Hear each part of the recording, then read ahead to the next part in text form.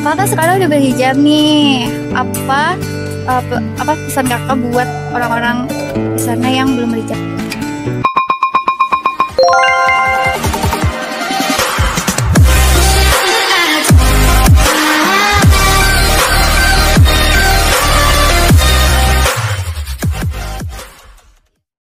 Halo guys, welcome to my YouTube channel. Kembali lagi sama aku, Amel Karamel.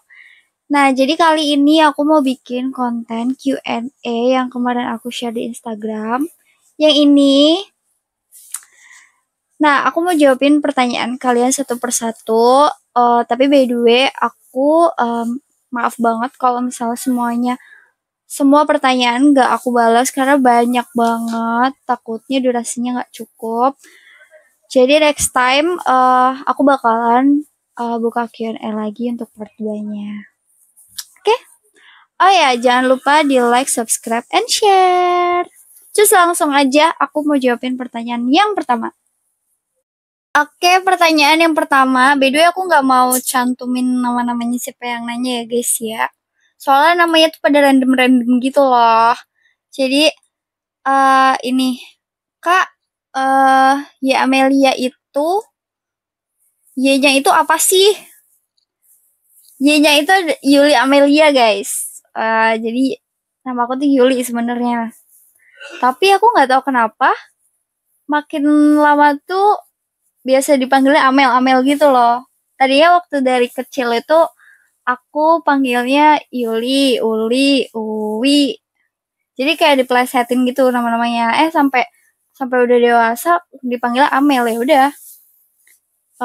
Jadi banyak yang manggil aku Amel gitu guys. Pertanyaan yang kedua, aku berapa bersaudara? Aku anak tunggal ya guys, satu-satunya. Jadi aku tidak punya adik dan tidak punya kakak. Begitu. Pertanyaan yang ketiga, kenapa suka cosplay jadi anak kecil? Sebenarnya aku nggak sengaja jadi cosplay anak kecil gitu ya guys. Itu nggak direncanakan sama sekali.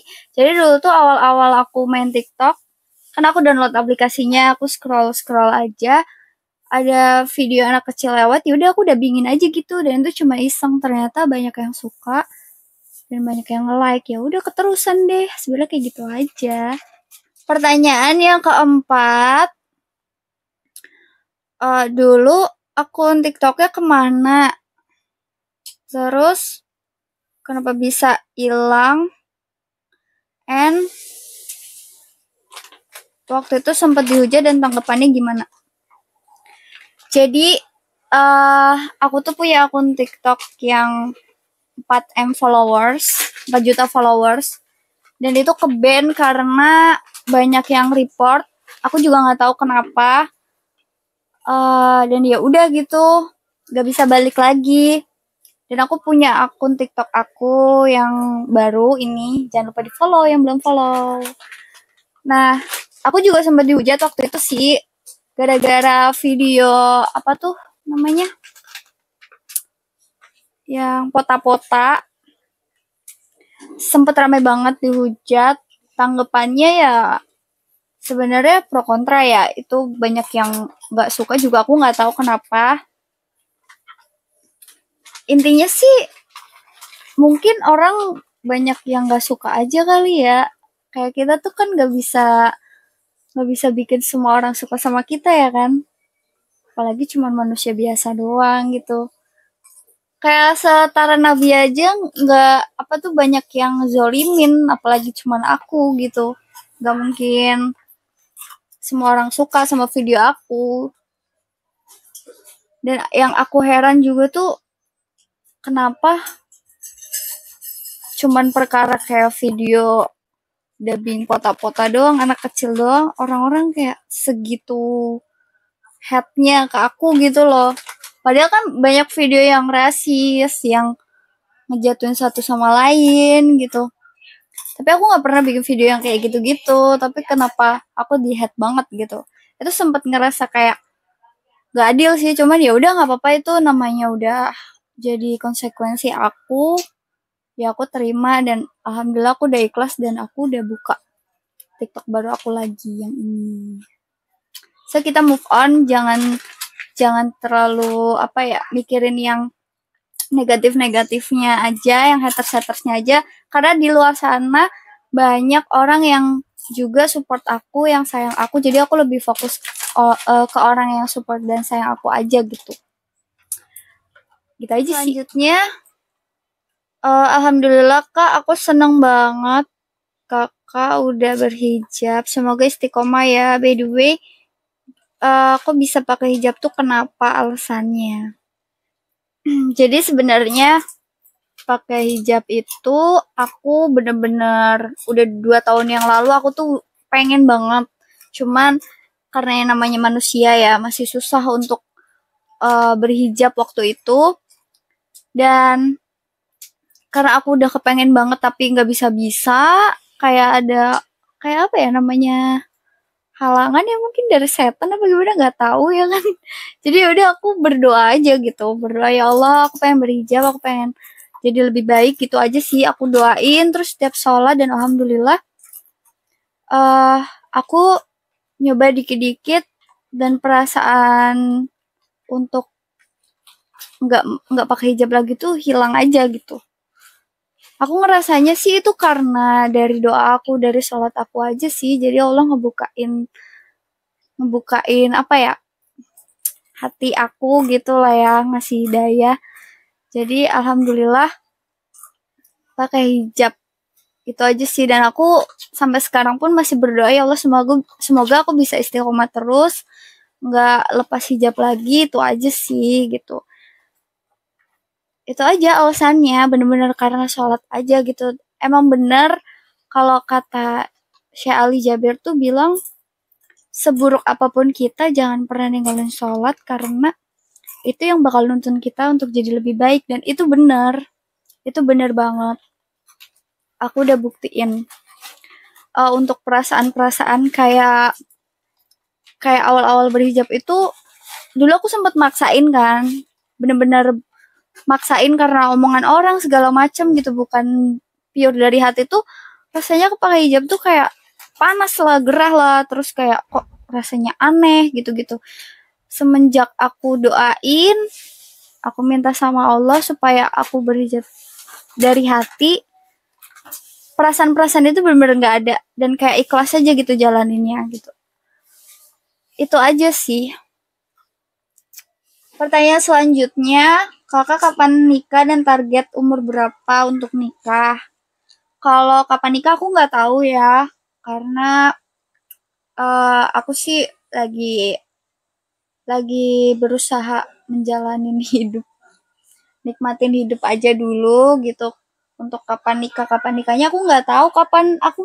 Aku tuh nggak terlalu kayak kebelet buat nikah gitu loh, jadi nggak tahu kapan-kapannya. Dan biar Allah aja gitu yang nentuin jodohnya kapan dikasih gitu, doain aja ya. Kalau untuk target umur sih aku pengennya di umur 25 tahun aku nikah, tapi walau semua juga yang nentuin Allah kan. Kita bisa berencana tapi Allah yang nentuin, jadi ya udah jalanin aja gitu guys. Untuk pertanyaan selanjutnya, kakak sekarang udah berhijab nih, apa pesan kakak buat orang-orang di sana yang belum berhijab? Kalau pesan aku sih sebenarnya simpel ya, karena dulu aku juga pernah di posisi aku nggak berhijab, jadi aku tahu prosesnya itu gimana, rasanya gimana. Intinya aku mau pesen ke kalian semua cewek-cewek yang belum berhijab, jangan pernah putus asa untuk jadi lebih baik. Dan kalau udah ada keinginan dan niat untuk berhijab itu, jangan diilangin. Kalian tetap aja berdoa, sholat gitu, walaupun di saat itu juga kalian berhijab, kalian tetap jangan tinggalin sholat, karena sholat itu bakalan bikin kita tuh ke arah yang lebih baik. Intinya kayak gitu aja. Dan kedua, jangan pernah kita tuh saling ngerendahin satu sama lain. Kayak contoh, kayak gue belum berhijab juga akhlak gue udah baik daripada dia munafik gini. Kita tuh jangan pernah ada omongan kayak gitu. Kayak siapa namanya, Siti Fatimah aja, dia akhlaknya udah baik tapi dia tetap mau berhijab itu. Dan kalau yang orang-orang yang udah berhijab juga misal akhlaknya belum baik pun ya perbaikin aja gitu, nggak usah ngerasa diri paling baik juga gitu. Intinya jangan pernah ada rasa sombong. Kita tuh sama-sama punya proses, jadi kita saling hargain aja. Mau akhlaknya yang baik duluan atau penampilannya atau hijabnya yang mau duluan baik ya nggak masalah gitu. Yang penting kita tuh nggak pernah putus asa dan terus jadi lebih baik, itu aja sih. Ini jangan saling ngerendahin dan jangan rasa sombong. Ya. Next pertanyaan selanjutnya, tipe cowok kakak tuh kayak gimana sih? Tipe cowok aku tuh kayak gini guys. Sebenarnya simple, cuman yang penting akhlaknya baik dan agamanya juga baik. Jadi maksudnya tuh akhlaknya baik itu ya dia itu bertanggung jawab, dia juga apa tuh namanya bukan pemalas. Terus juga apa ya? Dia tuh ngerti, paham, bisa nerima aku apa adanya. Nah, kalau agamanya intinya aku pengen dia tuh bisa menjaga sholatnya pertama, kedua juga dia ya rajin ngaji juga, terus dia benar-benar tahu agama gitu, bisa mengarahkan aku karena aku kan masih rendah banget ilmunya, jadi aku pengen punya cowok yang berilmu gitu, ilmu yang baik tapi uh, sebenarnya kalau misalnya ada beberapa orang yang kadang suka ngomong gini ya, cowok-cowok tuh yang penting mah ganteng sama kaya gitu kan. Kalau untuk finansial sendiri sih sebenarnya aku nggak mengharuskan cowok itu kaya, tapi yang penting dia bertanggung jawab dan dia punya pekerjaan yang jelas. Sebenarnya kaya atau enggak itu tergantung cara dia ngelola keuangannya gimana gitu. Kalaupun dia dari keluarga yang berada tapi dianya sendiri itu punya sifat yang malas, nggak bisa ngelola keuangan gitu, ya sama aja abis juga gitu hartanya gitu kan. Jadi semua tuh tergantung dari sifatnya sendiri yang aku lihat gitu loh. Terus kalau misal dibilang aku cuma mau yang ganteng aja dan lain-lain, enggak. Jujur uh, aku tuh pernah pacaran dan semua mantan aku tuh rata-rata enggak semuanya ganteng guys, beneran. Karena aku nggak memperdulikan fisik banget. Jujur aja aku nggak peduliin fisik banget sih. Karena ya buat apa juga gitu punya cowok ganteng tapi kalau otaknya nol gitu kan. Alatnya minus buat apa juga gitu. Toh yang namanya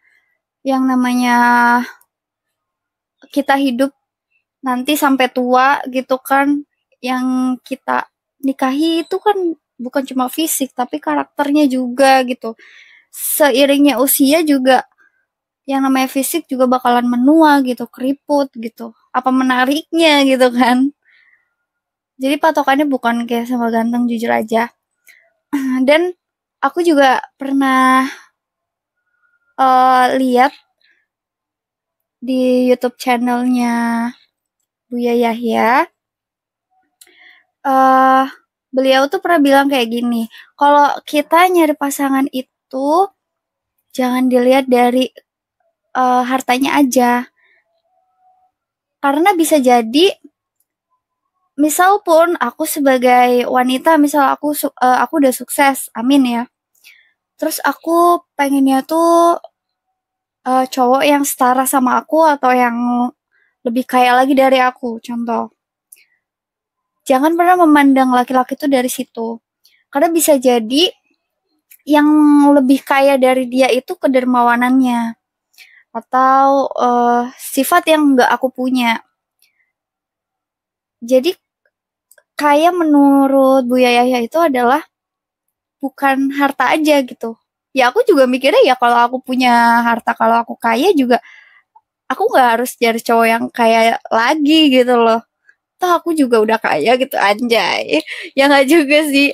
Intinya kayak gitu guys. Jadi kita tuh jangan melihat orang itu hanya sekedar satu sudut pandang aja gitu loh. Karena tiap orang tuh kelebihannya banyak. Udah kayak gitu aja sih. Oke, next pertanyaan selanjutnya. Kak, tanggapan kakak gimana kalau misalnya punya teman yang nggak mau tersaingi? Intinya irian gitu deh.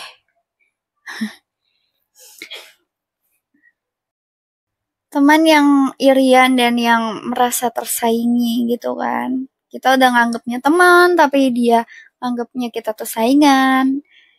Terus iri gitu. Sebenarnya mereka itu pengen di posisi kita, cuman mereka nggak punya kapasitas untuk bisa di posisi kayak kita. Sebenarnya gitu aja sih poinnya. Dan pesan aku sih, yang penting kita tetap punya value, ningkatin value aja, dan jangan pernah ngerasa sombong gitu. Mungkin kita kesel ya kan sama orang kayak gitu, tapi intinya jangan sombong juga, karena jangan sampai dengan adanya teman-teman yang kayak gitu, orang-orang yang irian kayak gitu, terus mereka nyari-nyari kejelekan kita, terus mereka kayak nyari celah untuk jatuhin kita, terus akhirnya kita ngerasa sombong, terus Tuhan itu jadinya gak suka sama sifat sombong kita, akhirnya dibalikin lagi keadaannya, malah mereka yang menang. Intinya jaga selalu sikap kita, karena orang yang punya value-nya tinggi gak akan merasa tersaingi, gak akan merasa iri sama kebahagiaan orang, dan gak akan merasa sombong. Jadi ibarat padi itu semakin dia berisi, semakin dia merunduk. Dan kalau ketika kita tetap rendah hati walaupun banyak orang-orang toksik yang ngeselin dan yang memancing kesombongan kita atas pencapaian kita, jadi kita jangan terpengaruh sama orang-orang kayak gitu. Karena apa ya? Orang-orang kayak gitu tuh nggak penting guys, sama sekali nggak penting. Dan doain aja semoga mereka punya kebahagiaan yang tidak menjadikan mereka itu iri. Itu aja sih. Oke guys, next question. Tapi by the way ini pertanyaan yang terakhir karena durasinya udah panjang. Pertanyaan terakhirnya adalah, Kak, ceritain dong proses kakak hijrah itu gimana? Aku pengen dengar karena aku juga termasuk orang yang lagi berhijrah, tapi susah banget dan gak punya teman. Aku pengen dong kakak ceritain supaya aku bisa lebih semangat lagi. Masya Allah. Oke, ini pasti panjang banget karena ini aku suruh ceritain. Jadi next konten ya guys, aku bakal ceritain gimana perjalanan aku selama aku berhijrah. Ini sebenarnya juga ini masih proses berhijrah sih, cuman aku pengen sedikit ceritain hikmah apa yang udah aku pelajari selama aku berhijrah sejauh ini. Aku bakalan bikin next kontennya di YouTube aku bakal ceritain semuanya. Dan jangan lupa ditonton ya nanti videonya. Siapa tahu bisa jadi motivasi dan semangat buat kalian juga di luar sana yang menuju lebih baik. Oke guys, segitu aja untuk Q&A hari ini. Terima kasih yang udah pada bertanya dan terima kasih yang udah pada nonton. Untuk kata-kata yang mungkin sekiranya nggak berkenan, tolong dimaafkan. Dan ya udah deh, kelar. Makasih buat semuanya. Jangan lupa di like, subscribe, and share. Oke? Bye bye.